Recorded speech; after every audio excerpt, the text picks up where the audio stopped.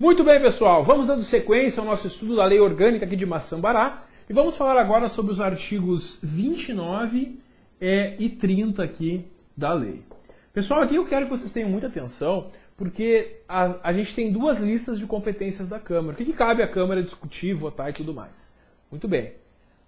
O artigo 29 traz competências que passam pela sanção do prefeito. A Câmara vai aprovar a matéria e vai mandar para o prefeito, que pode sancionar, concordando ou vetar, como a gente já vai ver no processo legislativo. Já no artigo 30, nós temos matérias que são de competência exclusiva da Câmara. E numa matéria de competência exclusiva da Câmara, aqui, pessoal, o prefeito não pode sancionar ou vetar. A Câmara decide e ponto final. E cai muito em prova, então, quais são as hipóteses que passam pelo prefeito e quais que não passam, né? Tem uma lógica aqui. As que passam pelo prefeito são matérias que envolvem tributos, orçamentos,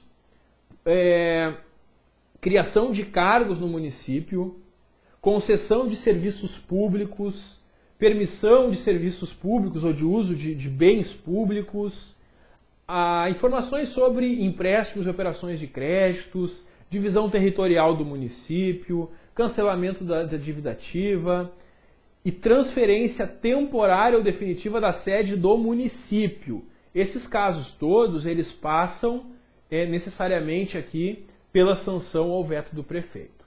Por outro lado, nós temos umas matérias que não passam pelo prefeito, que cabem somente à Câmara. Essas matérias vão envolver a administração, organização interna da Câmara, ela vai eleger a sua mesa, vai elaborar o seu regimento interno, vai criar o seu quadro de pessoal. Os três primeiros incisos do artigo 30 envolvem essa matéria de economia interna, organização interna da Câmara. O inciso 4 traz uma bem interessante que cai bastante em prova, a emenda à lei orgânica. A gente vai ver que o projeto de emenda à lei orgânica, quando é aprovado, ele é promulgado pela própria mesa da Câmara. Ele não vai para o prefeito sancionar ou vetar. Diferentemente das leis. As leis em geral, leis ordinárias e leis complementares, são aprovadas pela Câmara e são encaminhadas para sanção ou veto do prefeito. Também temos aqui atividades que a Câmara está fiscalizando a Prefeitura. Tudo que a Câmara faz no exercício de fiscalização da Prefeitura não vai passar também, não vai ter que passar necessariamente lá pela sanção do prefeito. Claro, quando representa, então, para que haja uma intervenção do Estado no município, quando fiscaliza quando exerce essa fiscalização administrativa e orçamentária aí do município, tudo isso, claro, a Câmara vai conseguir desempenhar sem passar pela sanção aqui do prefeito, certo? É isso que nós temos, então, muito importante esses detalhes aí do artigo 30. Também sustar atos do Executivo, autorizar o prefeito a se afastar do município quando ele for se afastar por mais de 15 dias, esse detalhe é importante também. Criar a CPI, como a gente já tinha visto, né? Interessante o último dos incisos, o inciso 18 também, que fala em mudar temporário e definitivamente a sua sede. Quando for mudar a sede do município, afeta o prefeito e passa por ele. Quando for mudar a sede da Câmara, competência exclusiva dela. E aí como é que isso cai em prova? A banca traz uma lista e pergunta quais que são com a sanção ou quais que são exclusivas. Além de ler várias vezes para memorizar, é bom lembrar dessa lógica que eu falei também, né? Essa lógica que existe aí em alguns casos. Bom, seguimos e aí nós temos na sequência a regra sobre os vereadores.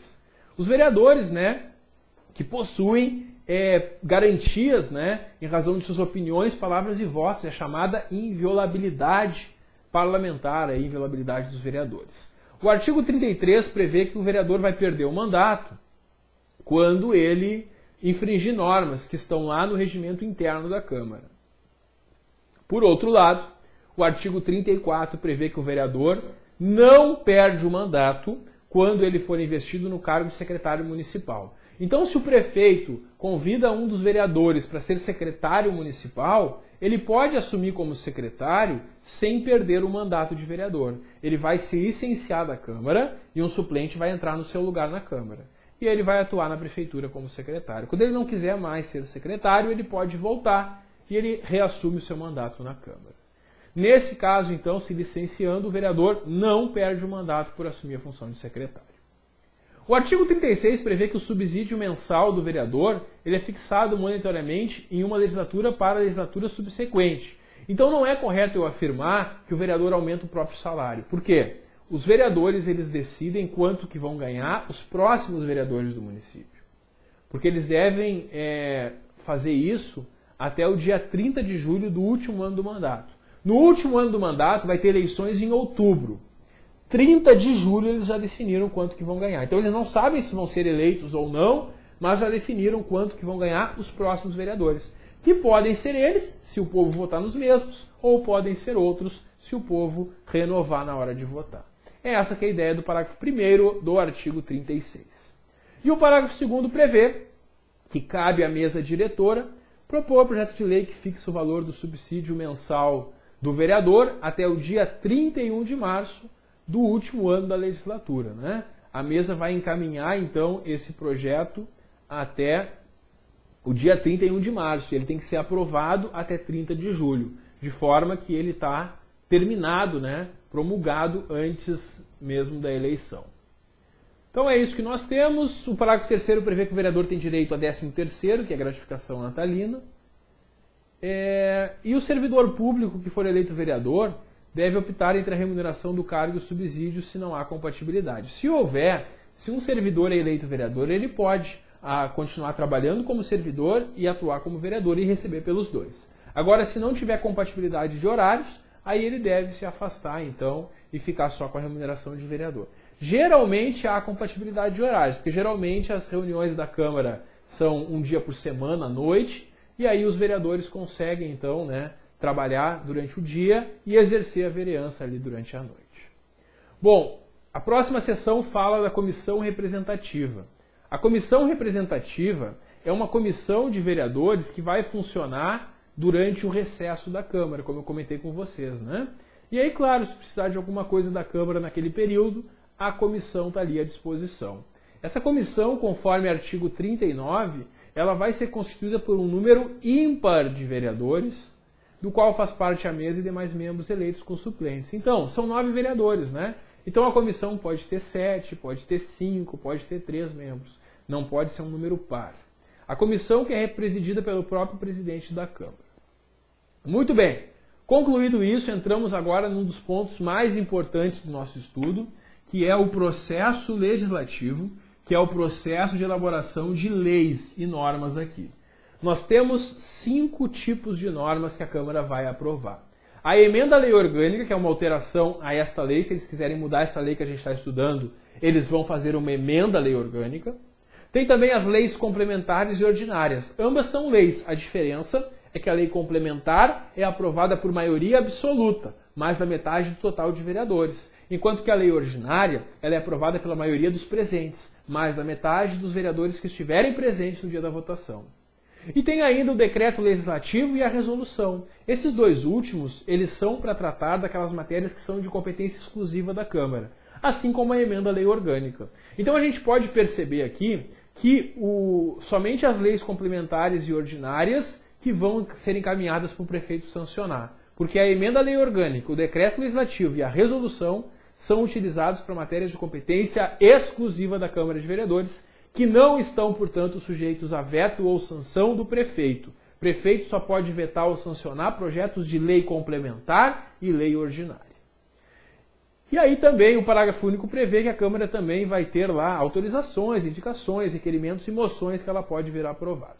Bom, muito importante para a prova, cai muito em prova o artigo 45. Eu vou montar um esquema aqui, mas esse esquema já está aí no teu material, como tu pode ver. Esse esquema, ele traz esse caminho que vai ser percorrido até aprovar uma emenda à lei orgânica, uma alteração a essa lei que a gente está estudando. Bom, a gente tem a fase de proposta, depois tem a fase de discussão e votação, e depois a gente tem finalmente a fase de promulgação.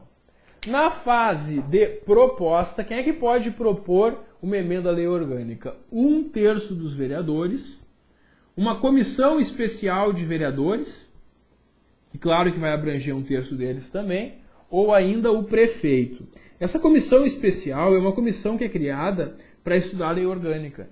Eventualmente os municípios fazem isso, eles montam uma comissão contratam uma consultoria e estudam toda a lei orgânica para fazer uma revisão completa dela. E aí a comissão, depois de ter feito esse estudo, ela pode propor uma série de alterações. Ou 1/3 dos vereadores, ou ainda o prefeito, então, aqui que pode começar uma proposta de emenda à lei orgânica. Iniciada essa proposta, apresentada, ela vai ser discutida e votada pelos vereadores. Para aprovar uma emenda à lei orgânica é bem mais difícil que aprovar as leis. Porque uma lei ordinária eu aprovo em uma sessão com maioria dos presentes, com maioria simples. A emenda à lei orgânica não. A emenda à lei orgânica ela vai ser discutida e votada em 2 dias diferentes. Então tem lá 2 turnos de votação.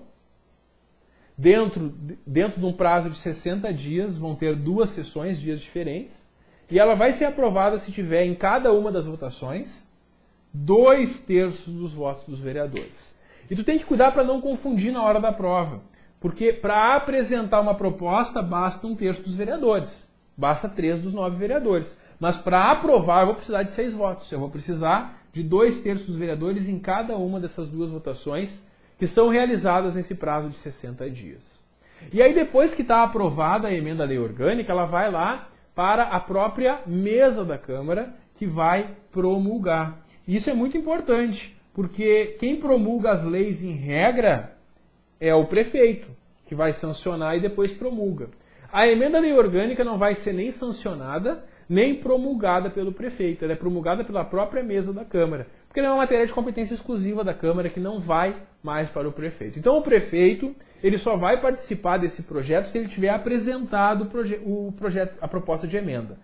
É a única forma do prefeito participar. Daqui em diante o prefeito não participa mais nas emendas à lei orgânica, porque nas leis a situação é diferente, como a gente já vai ver também.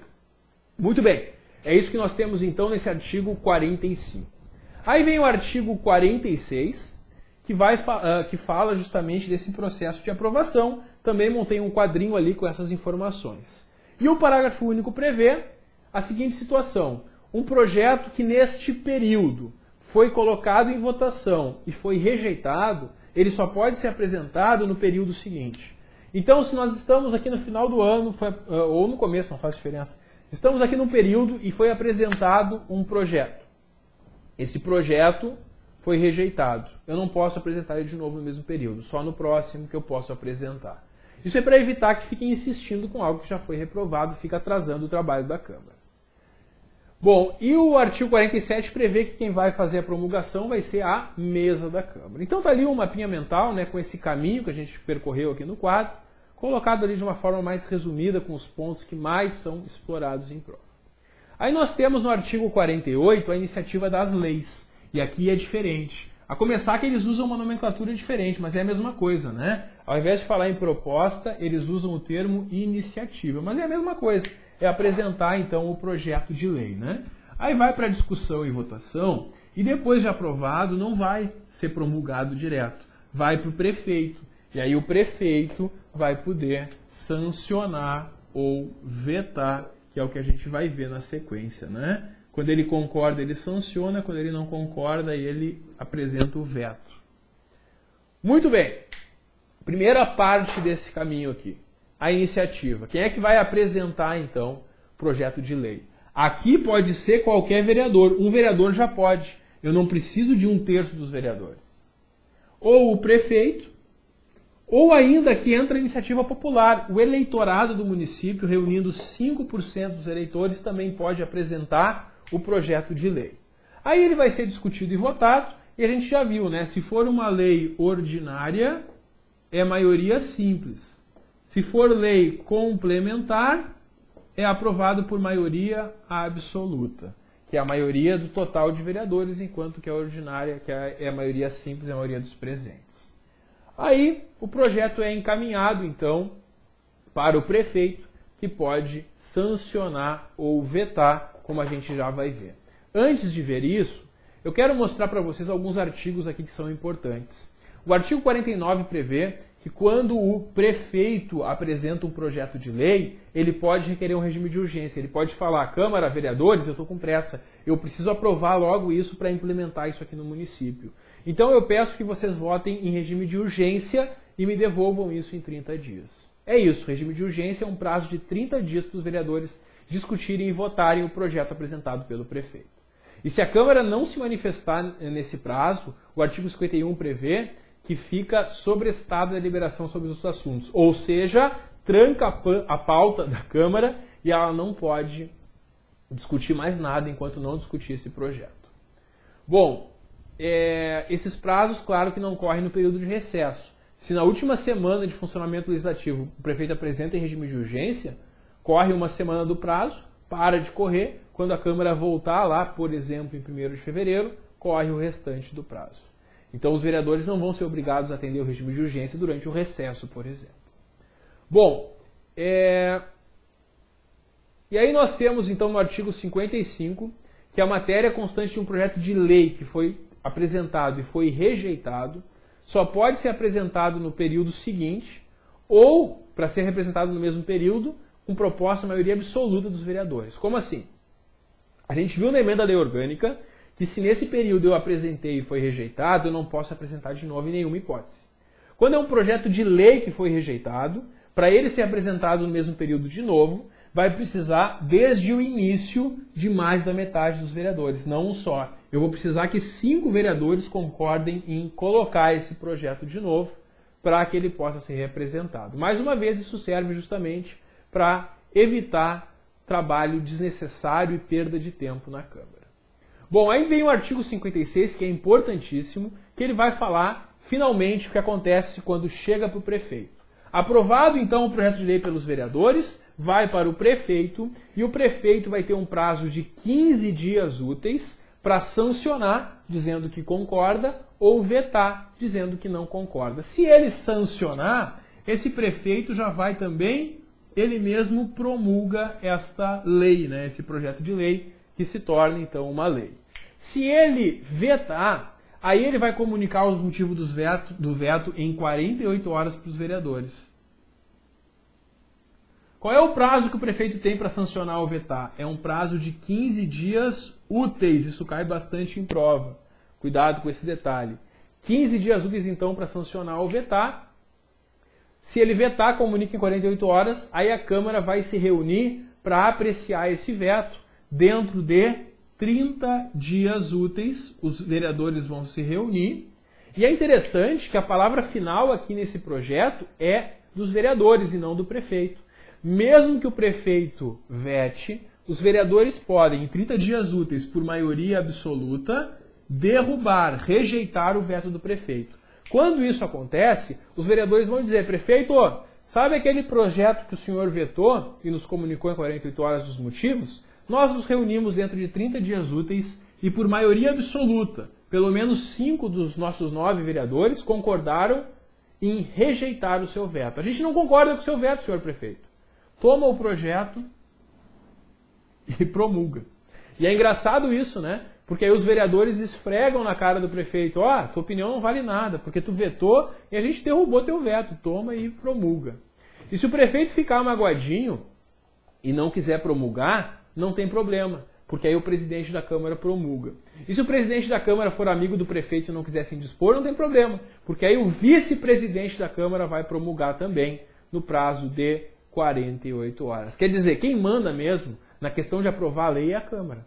Porque mesmo que o prefeito não concorde e vete, os vereadores têm poder de, por maioria absoluta, derrubar o veto do prefeito. E aí nessa parte eu fiz também 2 mapas mentais com essas informações também, que são bastante importantes aí para fim de prova. O parágrafo 3º prevê que o veto parcial tem que abranger o texto integral. O prefeito não pode vetar uma palavra, ele tem que vetar sempre um texto integral, uma frase inteira, de um artigo, parágrafo, inciso ou alínea. E o parágrafo 4º prevê que o silêncio do prefeito no prazo de 15 dias úteis importa em sanção, é a chamada sanção tácita. Então, se passarem 15 dias úteis e o prefeito não tiver nem sancionado nem vetado, é como se ele tivesse sancionado e o projeto também vai ser promulgado. Então tem 2 mapinhas mentais aí. E avançamos agora para o artigo 57. O artigo 57, ele prevê que nos casos de decreto ou resolução, decreto legislativo ou resolução, aí quem vai promulgar é o presidente da Câmara.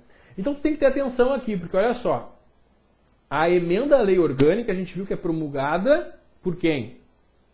Quem é que promulga a emenda à lei orgânica? A mesa da Câmara. A mesa da Câmara é o presidente, o vice, o secretário. Não é uma pessoa só, é a mesa. Quem é que promulga decreto legislativo e resolução? Aí é o presidente da Câmara. E quem é que promulga as leis ordinárias e complementares? Em regra é o prefeito. Mas se ele ficar magoadinho, quem é que pode promulgar? O presidente da Câmara. E se o presidente da Câmara não promulgar, o vice-presidente pode promulgar. Então cuidado com esses detalhes sobre a promulgação das leis que tem essa diferença. E aí nós temos depois no artigo 58 a lista das leis complementares. São leis complementares, então, e portanto aprovadas por maioria absoluta dos vereadores, mais da metade do total, os códigos. Código de obras, Código de posturas, Código tributário, o plano diretor, o Código ambiental e o Estatuto do Servidor Público. Todas essas normas, então, são consideradas importantes pelo legislador, porque ele exige aqui uma aprovação de pelo menos mais da metade do total de vereadores, maioria absoluta, conforme está ali. Bom, pessoal, terminado isso, nós vamos agora para o Poder Executivo. O Poder Executivo que é formado ali pelo prefeito, né, auxiliado pelos secretários municipais e o vice-prefeito, eleito por mandato de 4 anos, a gente sabe, sempre ali no mês de outubro, né, até 90 dias antes de terminar o mandato anterior. E aí, o artigo 62 prevê que se o prefeito ou vice não comparecerem lá na data da posse, que é dia 1º de janeiro, não compareceram, eles têm 10 dias para comparecer. Se em 10 dias nem o prefeito nem o vice comparecem, aí o cargo é declarado vago, salvo, né, se tiver um motivo de força maior. E sendo o cargo declarado vago, o presidente da Câmara ele assume temporariamente e convoca eleições. É assim que funciona. O artigo 64 prevê que se ficar vago o cargo de prefeito, nós temos eleição em 90 dias depois de aberta a última vaga. Se ficar vago o cargo de prefeito e vice-prefeito. Porque quando o prefeito fica com o cargo vago, o vice assume. E aí não tem novas eleições. Agora, se ficarmos sem prefeito e sem vice, aí nós temos novas eleições dentro de 90 dias depois de aberta a última vaga. E o parágrafo único prevê que, ocorrendo a vacância após cumprido 3/4 do mandato, quer dizer, quando é o último ano do mandato, que o mandato é de 4 anos, né? Então 3/4 seria 3 anos. Nos 3 primeiros anos, novas eleições em 90 dias. No último ano, então, eleição em 30 dias, e aí não é o povo que vai votar, é a própria Câmara de Vereadores que vai escolher alguém só para completar o mandato, já que já estamos, né, no ano onde vai ter eleições para os próximos 4 anos. Depois tem uma lista de atribuições do prefeito, e o artigo 65 traz uma lista de competências privativas do prefeito. Importante, então, né, fazer a leitura de todas elas. Vou destacar para vocês as que mais caem em prova. O prefeito ele representa o município em juízo ou fora dele, inciso 1. Ele vai nomear e exonerar os seus secretários, inciso 2.